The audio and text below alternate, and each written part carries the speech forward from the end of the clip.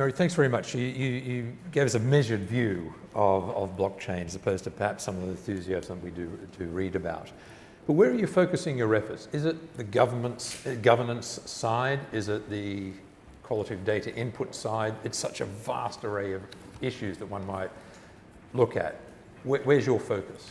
So at the moment, our kind of, we have a sort of today, what's in our mandate today kind of focus, and then we have a sort of broader, longer term strategic, what should we care about.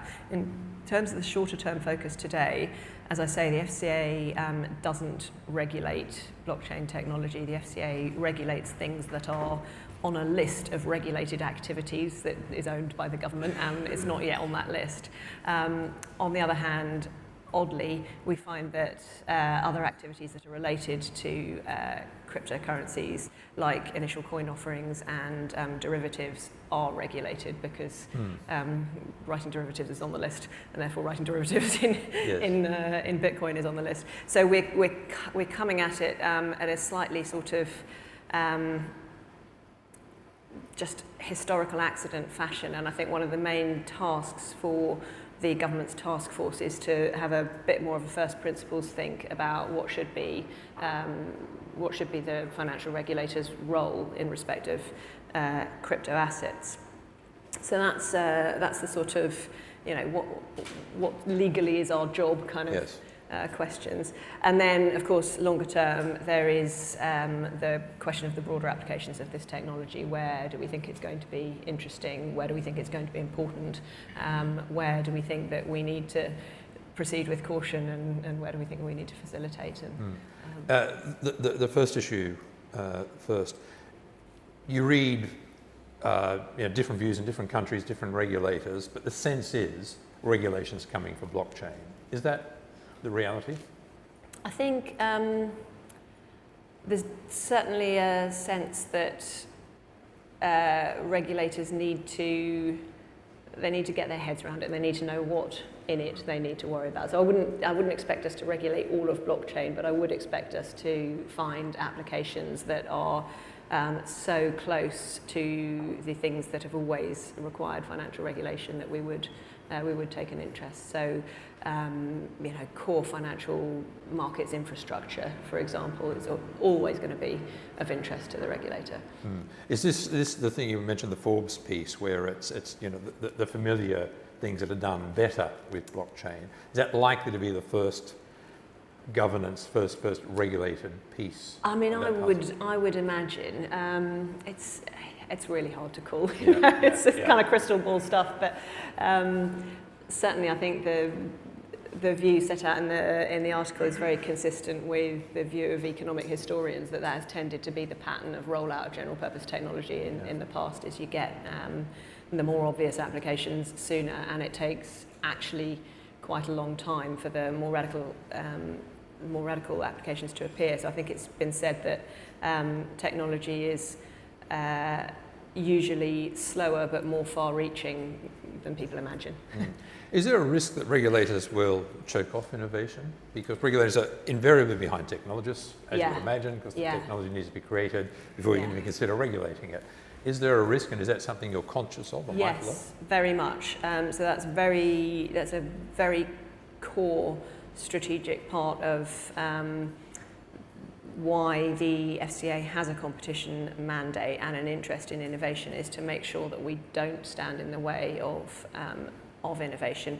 I mean, to give you an example, the sort of traditional way that financial regulation has been developed is in sort of big kind of version 1, version 2, version 3 rollouts, as I was saying before, Basel 1, Basel 2, Basel 3. You get one of these things about once every 10 years. It's 7 years in the negotiating, 3 years in the implementation, and that kind of big bang rollout of the next version of rules is simply inconsistent with, over the 10 years that it takes to negotiate a Basel agreement. You've had, 10 product launches by Apple. I mean, the pace is just not the same. So we do need to develop approaches that are more experimental, more iterative, where we are able to work more collaboratively with the industry to understand the technology as it's emerging. And certainly the Project Innovate and the sandboxes are sort of first steps in moving towards that way of doing business. Okay. Very happy to take questions, by the way, from the audience. Mary's kindly agreed to take questions from you, so keep that in mind. There's a very stark difference between how regulators in different countries are looking at blockchain. To those who seem to be enormously supportive, talking about their own digital assets, Philippines now talking about 5 regulated exchanges for crypto assets, and others who seem deeply opposed, see it as a threat to the financial system. As a regulator, how do you square that? It's really very difficult indeed. It's regulators' DNA, if you like, is don't let something go wrong on my patch. That's the kind of first commandment. As sort of we're here to stop stuff going wrong, and it does take a real sort of strategic will actually to get into the space of no, our job is not just to stop stuff, it is also to support or help important stuff go forward. I think in this country we've got the advantage that we've got the right statutory framework for the regulator, we've got a government that's been very supportive of fintech as a business area, so there's a sort of whole kind of infrastructure that is supportive, which makes it easier to take a supportive stance. Asian, or certain regulators in Asia seem to have a similar, if not possibly even more advanced view on that. We had Monetary Authority of Singapore here who were talking about encouraging innovation. Their sandbox, their version of the sandbox, and bringing out ASEAN countries. Are you talking to, I guess, like-minded regulators internationally? Very much. So we have, so far we have a series of bilateral agreements with other regulators who take a similar approach, including Singapore, with the idea that if the UK regulator can get comfortable with an idea, maybe we can help the Singapore regulator get comfortable quicker, and vice versa. So it should facilitate being able to launch in multiple jurisdictions, and we would like eventually to get to a much stronger multilateral network whereby you don't have to pick off every jurisdiction individually from scratch. There's a sense in which we can help move faster internationally. What's the biggest risk you see with crypto assets in particular? Is it the money laundering? Is it the terrorist financing? Is it the wild speed? The numbers you quoted on Bitcoin are extraordinary. I think it's hard to say what's the biggest risk. One of the risks that worries me is just the fact that we haven't been through a sort of full folklore cycle of people making money and losing money in it, and it's not yet a well understood asset class. In the current economic environment where interest rates are low, a lot of people, household finances are pressed. I think there are consumers who, in their search for yield, may invest in things that ultimately prove to be a bad idea. And if that phenomenon becomes too big, I think that's a real issue for confidence in the system. Okay. Let's open up the question. Please put your hand in the air, I'll identify you, and we'll ask you to identify yourself. Stephen Ball, a colleague of Michael's in Asia House and with KPMG. Michael just asked you what the biggest risk was. What do you think is the biggest opportunity? So I think the biggest opportunity that I can envisage at the moment is, because I'm not terribly imaginative, is the doing existing things more efficiently. But I think there's enormous potential for that in financial services. There's a huge amount of frictional cost in financial services, and multiple parties along the chain just sort of clipping the ticket in a very minor way. And actually, that stuff really adds up. So if you can disintermediate and automate and improve security, I think there's a lot of value creation potential there. That seems to be what we've heard from Maersk and others, that apart from the speed of processing, just the cost that moves from the transactions is potentially phenomenal. Next question, please. Andrew Roberts from Herbert Smith Freehills. I'd just be interested in your views. You touched on it before, saying how one of the benefits of blockchain is a lot more transparency. And one of the solutions to some of the governance issues has been you can make the regulator a party to the chain, so therefore the regulator can have full transparency. I just wonder whether that's your worst nightmare. That's a good question. That is a good question. I think there is a sort of, I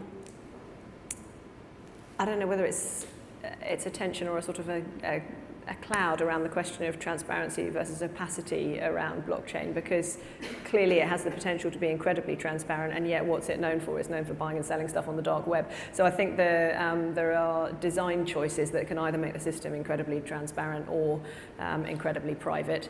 And as regulators, sometimes we're all for transparency and sometimes we're all for privacy. And so I think there's not a kind of very straightforward answer to that. But I think designed well, a blockchain system should be good for allowing the right people to see the right thing at the right time with the right permissions. So it ought to offer the potential to demonstrate something to someone, whether that someone is the regulator or a shopkeeper. One of the applications I heard of is it ought to be able to use an ID verification system where you can show a shopkeeper that you are 18 years old and able to buy a bottle of wine without having to show them your driving license, your address, any other bit of data you don't want to show. So I think there are applications where you can be quite targeted in what you reveal and quite private about what you don't. But there's an enormous amount of design choice in that, which we need to be careful about. We heard from Maersk that they found customs officials liked the trades they did because they had transparency to the information, but they had to allow them access to that information. Yeah. It's just squaring the circle on privacy versus transparency is one of, I guess, the ethical issues as well as the technical issues. Right. And I've certainly heard of, outside financial services, the idea of supply chain verification being an important use of blockchain. You can, you can trace where your coffee bean was grown through to where you drink it and so on. Absolutely. Final question. I've got time for one more.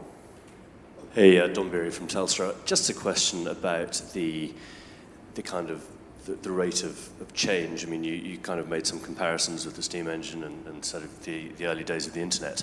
I mean, presumably the rate of change is happening so much faster. You've had your sandpit sort of sessions with the trial sort of companies. Can you elaborate a little bit more on the kind of how you feel the rate of change is happening from what you've seen, please? Yeah, it's hard to say. I think the rate of people coming up with new ideas at small scale is pretty fast. I suppose the thing that I would expect to take longer is I don't think we're going to feel tomorrow night that we've got in view all the possible applications of this technology ever. I think that's going to take a while for that to build. So we will, as a regulator, be having to respond pretty quickly to people coming up with new propositions. We want to clear trades this way, is this okay? We'll have to make a lot of calls on that pretty fast, but I don't think we'll have exhausted that queue of new ideas for some years. I suppose that would be how I'd guess. Just one final question. In terms of how regulators, and particularly your regulator, sees it, is blockchain new technology a beast you need to tame, or is it a pet you need to train? I'm trying to think of an analogy there, but do you need to get on top of it, control it, grab it, and sort of wrestle with it until it does what you want it to do? Or do you need to try to be a partner in its growth and expansion? I would rather see us be a partner in its growth. I don't think, regulators are on the whole trained to be very good at worrying about things and spotting things that might go wrong and identifying downside risk, and that's kind of what we do for a living. Other people are better at being visionary about opportunities, and we need to partner with those people and listen to them in order to get that balance right, I think. Tremendous. Mary, thank you very much for being here. Thanks very much for your insights. Please do come back, because this is an issue we're going to be looking at constantly. And as you say, the rate of change is so rapid. There's enormous interest in it, and please do come back. Please join me in thanking Thank you Mary very Stokes. much.